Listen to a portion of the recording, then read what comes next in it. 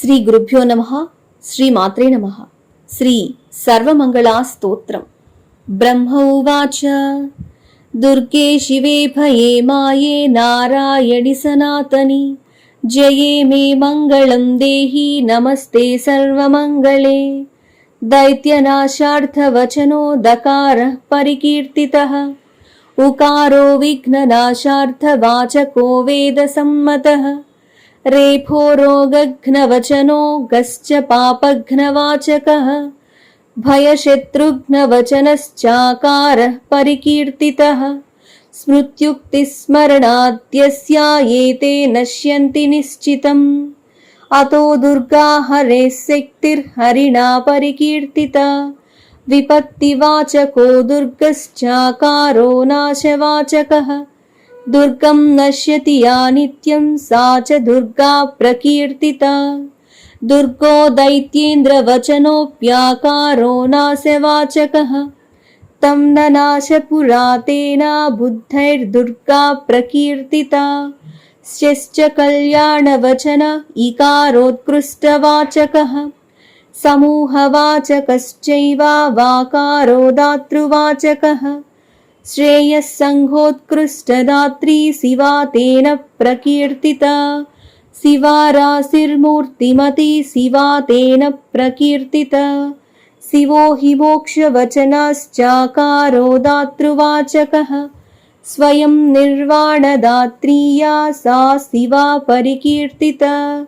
अभयो भयनाशोकश्चाकारो दातृवाचकः. प्रददात्यभयं सत्यः सा भया परिकीर्तिता. राजश्रीवचनो माश्च याश्च प्रापणवाचकः. तां प्रापयति या नित्यं सा माया परिकीर्तिता. मास्य मोक्षार्थवचनो याश्च प्रापणवाचकः. तं प्रापयति या सत्य सा माया परिकीर्तिता. नारायणार्थाङ्गभूता तेन तुल्या च तेजसा. सदा तस्य शरीरस्था तेन नारायणी स्मृता.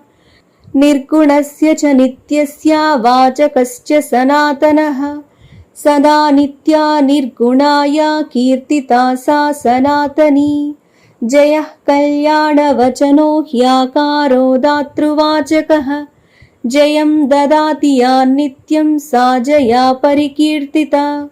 सर्वमङ्गलशब्दश्च सम्पूर्णैश्वर्यवाचकः. आकारो दातृवचनस्तद्दात्री सर्वमङ्गला. नामाष्टकमिदं सारं नामार्थसहसंयुतं. नारायणेन यद्दत्तं ब्रह्मणेनाभिपङ्कजे. तस्मै दत्त्वा निद्रितश्च बभुवा जगतां पतिः. मधुकैटभौ दुर्दां तौ ब्रह्माणं हन्तुमुद्यतौ. स्तोत्रेणानेन स ब्रह्मा स्तुतिं नत्वा चकारः. साक्षात् स्तुता तदा दुर्गा ब्रह्मणे कवचं ददौ.